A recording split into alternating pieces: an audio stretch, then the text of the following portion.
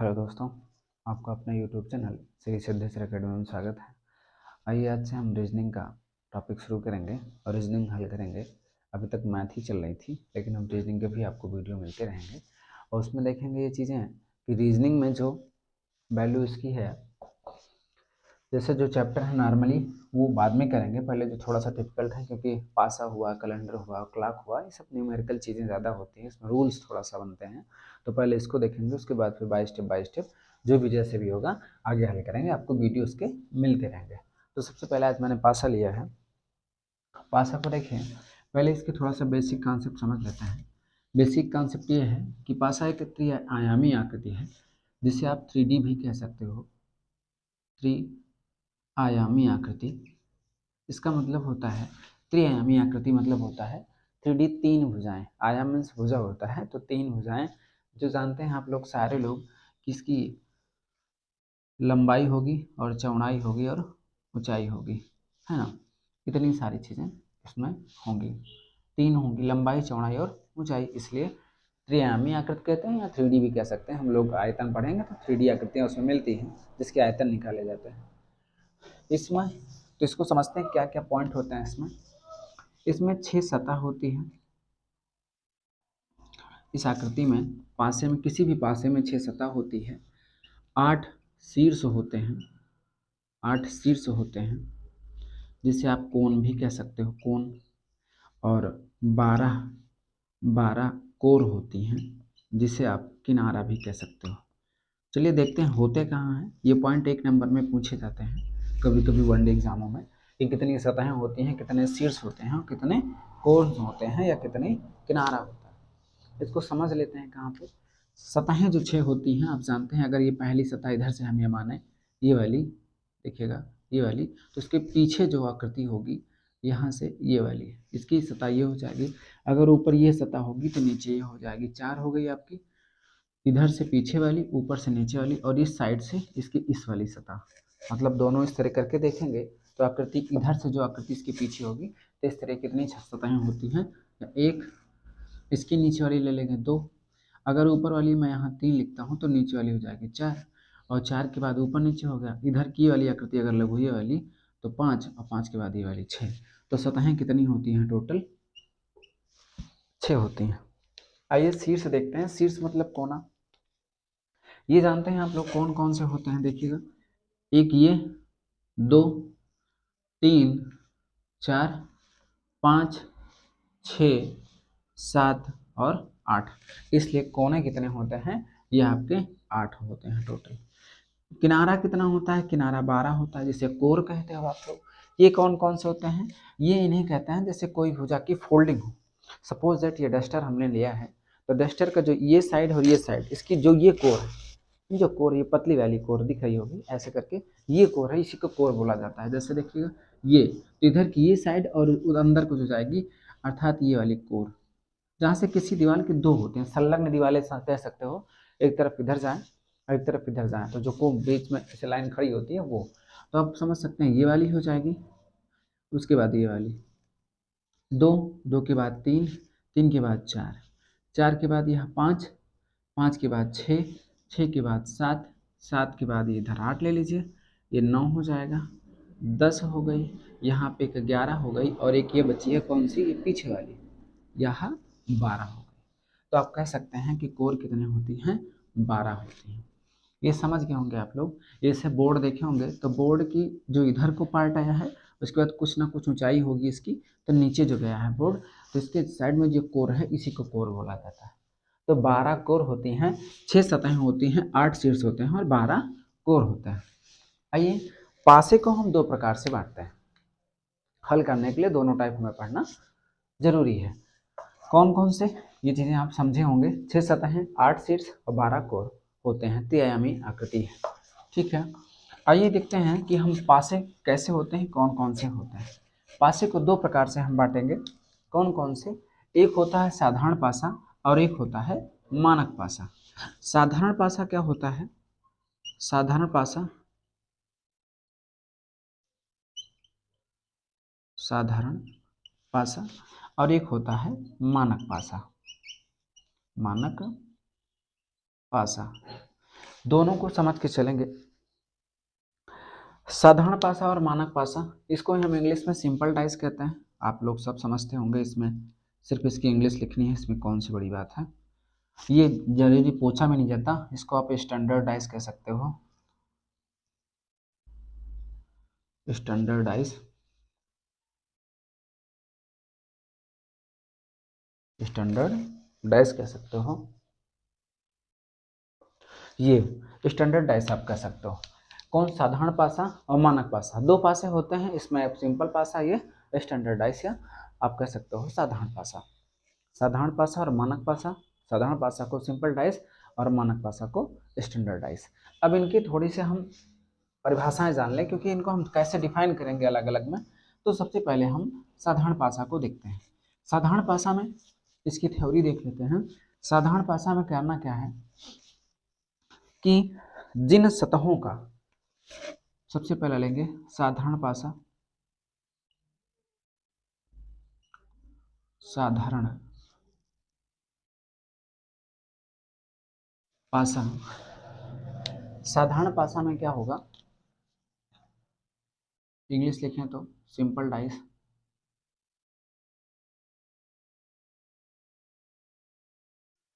Simple dice ऐसे पासा या ऐसा पासा जिनके संलग्न सतहों का जो योग हो वह 7 हो, वह साधारण पासा कहा जाता है। कैसा पासा? ऐसा पासा जिनके संलग्न सतहों का या बगल वाली सतहों का जो योग हो वह किसी एक का हो। ऐसा पासा जो कि किसी एक संलग्न सतहों का जो योग हो वह 7 हो, तो वह साधारण पासा कहा जाता है। आपको अगर ट्रिक नहीं पता है तो थोड़ा सा हम लोग कॉमन सेंस लगाएंगे। जैसे एस से ये है और एस से ये है, तो सिंपल से साइड कर सकते हो। तो वैसे पासा हमें चूज करना है जो बगल बगल इनके सतहों का योग क्या हो, 7 हो, तो वह कौन सा पासा कहलाएगा? यह साधारण पासा कहलाएगा। जैसे मैंने 2 रख दिया और यहाँ पे 4 हो गया, ये 5। देखिए किन्हीं दो सतहों का योग जो हो जाएगा वह अगर 7 होता है तो यह किस में जाएगा? सिंपल पासा में जाएगा। और कोई आकृति बना के देख लीजिए। अच्छा, कोई ज़रूरी नहीं है कि सिर्फ और सिर्फ वही दोनों हों जो मैंने वहाँ बनाए हैं। आप कोई भी आकृति ले सकते हो। इधर कर लीजिए 4 और 3 ले लीजिए, इसको 6 कर दीजिए। आप इन्हीं का दोनों का देखिए योग 7 आ गया। तो ज़रूरी नहीं है कि इन्हीं दो, बस ओनली वन संलग्न सतहें होनी चाहिए और पूरे पासा में कोई एक सतह हो वह माना जाएगा। यह सिंपल पासा या साधारण पासा आपका माना जाएगा। फिर से सुन लीजिए इसकी परिभाषा। लिखना क्या है आप समझ सकते हैं, ऐसे सुन लीजिए कि साधारण पासा उन्हें कहते हैं कि जो पासा में किन्हीं दो संलग्न सतहों का योग अगर 7 होता है तो वह साधारण पासा में आता है। और भी आकृतियां देख लीजिए। 3 कंडीशन, क्योंकि हमेशा हमेशा पासा की जो है, हम किसी पासा को अगर देखते हैं तो एक बार में मुझे 3 ही आकृति दिखती है। ये कॉमन सेंस है, आप सब लोग समझ सकते हैं। पासा लूडो खेले होंगे, जो गिट्टी होती है वो ओवरऑल वो पासा ही होती है, लूडो की जो गिट्टी होती है।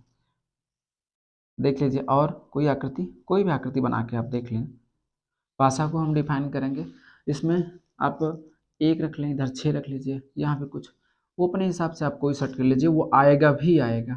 जरूरी नहीं है कि हम यहाँ सेट कर रहे हैं, हम सिर्फ परिभाषा के हिसाब से चीज़ें यहाँ सेट कर रहे हैं। आप कोई भी पासा का ये रूल्स होता है, कहीं से आप पढ़ेंगे तो चीज़ें यही होंगी, इतनी वैल्यू होती है। आइए हम मानक पासा देखते हैं। मानक पासा में क्या है? मानक पासा में क्या है? मानक पासा में चीज़ें, मानक पासा में थोड़ा सा चीज़ें इससे अलग हैं। जैसे दूसरा पॉइंट जो है वह मानक पासा का है। मानक पासा, मानक पासा, मानक पासा में क्या होता है इसकी इंग्लिश लिख लीजिए, स्टैंडर्ड डाइस, मतलब स्टैंडर्ड डाइस मानक पासा कर सकते हैं। इसमें इसमें इसको ऐसा समझना है या इसकी परिभाषा ऐसी होती है कि मानक पासा उसे कहते हैं जिनके दो विपरीत सतहों का जो योग हो वह 7 हो, वह मानक पासा होता है। जिनके दो विपरीत सतहों का योग 7 हो, दो विपरीत सतहों का योग 7 हो, वह मानक पासा होता है। किसी एक का हो, वो जरूरी नहीं है कि सबका हो, आप एक से पकड़ सकते हैं, होगा सबका। इसमें ऐसे वैल्यू जो होगी होगा सबका। जैसे देखिए किन्हीं दो विपरीत सतहों का योग 7 हो, तो इससे आपको आप पकड़ सकते हैं कि इसकी वैल्यू ये हो जाएगी। जैसे कोई वैल्यू देखते हैं, आप कोई पासा बना लीजिए, इसमें एक चीज़ आपको ये भी लगाना है, अगर हो सकता है कि आप इस तरह ना पकड़ पाएँ, तो ये समझते हैं कि हम अगर साधारण पासा पढ़ चुके हैं, तो अगर साधारण नहीं होगा तो कन्फर्म है कि मानक जाएगा। जैसे 2 ही स्थान हमको दिए हों, 2 ही स्थान दिए हों, किसी को आप भेजो कहीं और 2 स्थान दिए हों, तो अगर ये चीज़ पता हो जाए कि हाँ वो स्थान पे नहीं गया, तो श्योर सी बात है दूसरे स्थान पे ही गया होगा, क्योंकि जाना 2 ही पे है। तो वही चीज़ समय है कि अगर आप साधारण नहीं पकड़ पा रहे हो, साधारण में इसमें कंडीशन नहीं लग रही है, तो श्योर सी बात मानक होगा, और मानक में कंडीशन नहीं लग रही है तो साधारण होगा। तो ये चीज़ आपको देखना है। जैसे देखिए, इसमें 2 विपरीत सतहों का जो योग होगा वो 7 होना चाहिए, तो संलग्न का होगा नहीं, संलग्न का नहीं होगा तो 4 और 5 रखते हैं और यहाँ पे 6 रखते हैं। देखिए, इसमें साधारण पासा की कंडीशन कहीं पूरी हो रही है, क्योंकि साधारण पासा में संलग्न सतहों का योग 7 होना चाहिए। हम अगर यहाँ से 5 और 3 उठाते हैं तब 8 होगा, इनका 3 और 5 अगर आप ऐड करोगे तो 8 वैल्यू होगी। इधर से उठाएंगे 6 और 5 तो कितना होगा, 11 होगा। इधर से आप उठाओगे 6 + 3 तो 9 होगा, जो एक भी डाटा नहीं पूरा कर रहा है। अच्छा, एक भी डाटा नहीं पूरा कर रहा है तो इसका मतलब ये वाला पासा जो आपका जाएगा ये मानक पासा जाएगा, मानक पासा जाएगा। अब आप किसी भी सतहों का योग बता सकते हो। अगर 5 का विपरीत पूछे तो हम जानते हैं कि विपरीत जो सतहें होगी इनका योग 7 होगा, तो 5 का पूछा जाएगा तो इनका जो वैल्यू होगी 5, टोटल 7 होना चाहिए। तो 5 अगर है तो टोटल 7, मान ले दूसरा मान आपको नहीं पता, उसको x मान लीजिए बराबर इतना, तो x की वैल्यू कितना उधर जाएगी तो 2 हो जाएगी, अर्थात 5 के विपरीत 2 हो जाएगा। 6 का पूछेगा 1 हो जाएगा, 3 का पूछेगा 4 हो जाएगा। तो आप समझ सकते हैं इसमें मानक पासा क्या है। आइए हम इसको बाय रूल वाइज समझते हैं, एक रूल से दो, मतलब ऐसा नंबरिंग करके हम लोग चलते रहेंगे। जो जो क्वेश्चन बनते हैं इस पे से वो बाय नेम आपको बताए जाएंगे। तो सबसे पहले ऐसे देखा जाता है, इस पे क्वेश्चन बनता है जैसे मानक पासा हम लोगों ने देखा और साधारण देखा। इस पे क्वेश्चन ऐसे बनते हैं, एक पासे की आकृति दे देंगे, आपको बताना है कि मानक है कि सामान्य है, और मानक सामान्य में उनमें विपरीत अंक पूछे जाते हैं कि मानक में विपरीत अंक कौन सा है, मान और उसका संलग्न अंक मिला के दोनों की वैल्यू वैल्यू पूछी जाती है। आइए देखते हैं, हम कुछ सवाल लेते हैं उसके बाद हल किया जाता है। जैसे कि आइए इसको समझते हैं रूल नंबर 1 में। आइए रूल वाइज समझते हैं। रूल फर्स्ट, जब पासे की एक स्थिति दी गई हो और वह मानक पासा हो तब कुछ कंडीशन होंगी, वो हम देखते हैं क्या क्या घटनाएं घट सकती हैं, है ना, क्या क्या कंडीशन अप्लाई हो सकती हैं।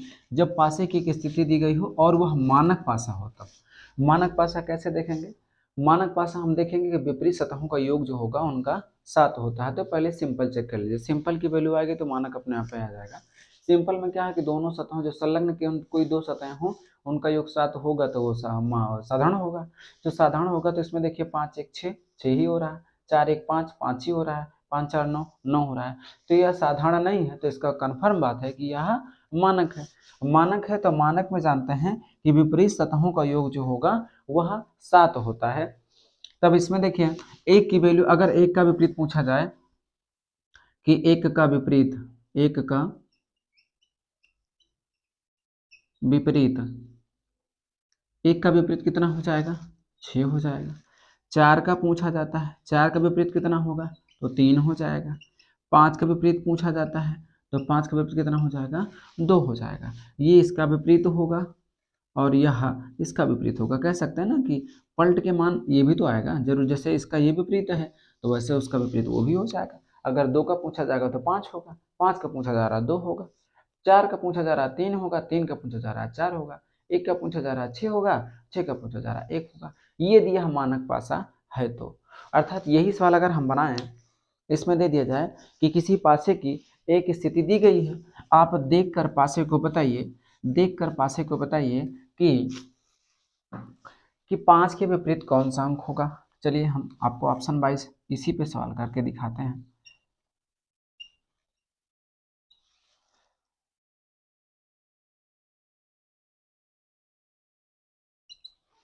देखिए अगर यही चीज़ें हैं कि कोई पासे की एक स्थिति दी गई है और पासे को देखकर बताइए कि उसके 5 के विपरीत कौन सा अंक होगा, तो पासे को देखकर हम बताएंगे तो सबसे पहले ज़रूरी है, सबसे फर्स्ट ऑफ ऑल आपको एक ही चीज़ देखना है, पासे को पहले पकड़ना सीखे कि मानक है कि साधारण है। हम ये जान चुके हैं कि साधारण में क्या होता है कि बगल सतहों, कोई संलग्न सतहें जो बगल बगल से टच करती हैं, उनका जो योग हो वो 7 होना चाहिए। इसमें उसका योग 7 नहीं है, तो यह हुआ मानक। मानक में हम जानते हैं कि विपरीत सतहों का योग क्या होता है, 7 होता है। तो 5 का पूछा है, तो 5 का जो विपरीत सतह क्या हो जाएगी, 7, सॉरी 2 होगी, क्योंकि दोनों का योग क्या हो जाएगा, 7 हो जाएगा, अर्थात ऑप्शन आपका डी है। ऐसे इसी पे सवाल अगर हम साधारण पासा दिए हो तो साधारण में कंडीशन थोड़ा सा अलग घटती है। जैसे उसकी वैल्यू देखते हैं, आइए रूल नंबर 2 देखते हैं। रूल नंबर 2 में क्या है, जब पासे की एक स्थिति दी गई हो और वह साधारण पासा हो, तो देखिए कौन कौन सी कंडीशन इसमें बनती हैं कि जब पासे की एक स्थिति दी गई हो और वह साधारण पासा हो, वह साधारण पासा हो, तब क्या होता है। आप पहले साधारण पासा चेक करेंगे, साधारण पासा है कि नहीं। साधारण पासा चेक करने के लिए जानते हैं कि दो संलग्न सतहों का योग 7 होना चाहिए। इसमें तो दो संलग्न सतहों का योग मुझे 7 मिल गया।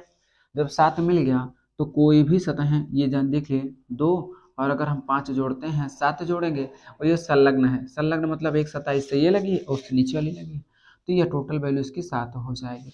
अब इसमें वैल्यू घटने वाली चीज़ें यहाँ है कि अगर आपसे 3 को 5 का विपरीत 2 के विपरीत पूछा जाएगा, 2 के विपरीत तो कौन सी चीज़ें हो सकती हैं। देखिए 2 के विपरीत 3 और 5 तो होगा नहीं क्योंकि ये सामने है, तो आपको एक सतह मिल गई ना, कोई भी अंक हो सकते हैं, अर्थात कौन कौन से हिडन है जो छिपे हैं, कौन कौन से हिडन हैं जो छिपे हैं, तो कौन सा है, 4 है, 1 है और 3, सॉरी 3 तो है नहीं, 6, अर्थात इनके विपरीत ये 2, 4 भी हो सकता है, 1 भी हो सकता है, 6 भी हो सकता है। आपको तीनों ऑप्शन अगर होगा तो तीनों देना है, अगर ये ऑप्शन नहीं है तो इनमें से कोई नहीं, अगर ऑप्शन बनता है तो इनमें से कोई नहीं होगा। क्यों, क्योंकि इनके दोनों सतहों का योग 7 होगा, तो संलग्न मिल गई साधारण का।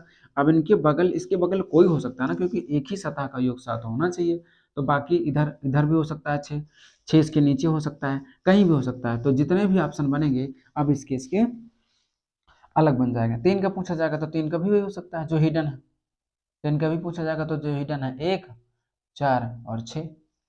ऐसे कोई भी वैल्यू पूछी जाए तो 5 का पूछा जाएगा तब भी जो हिडन है वह घटना इनके साथ घट सकती है, 4 और ये 6।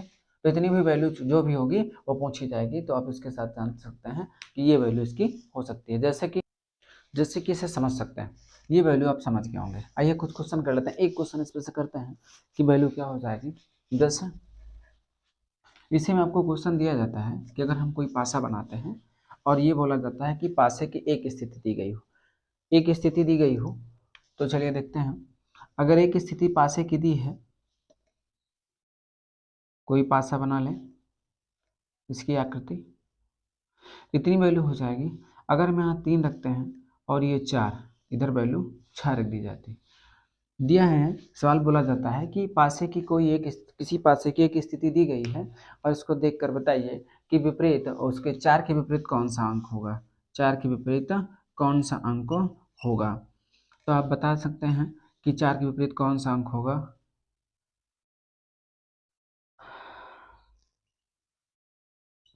और डी वाला ऑप्शन।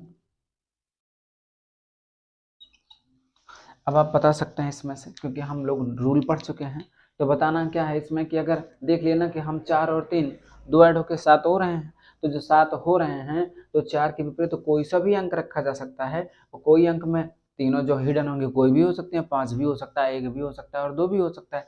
इसलिए ओवरऑल आंसर जो हो जाएगा वह सी हो जाएगा, अर्थात हमारा विकल्प कौन सा सही होगा, सी सही होगा।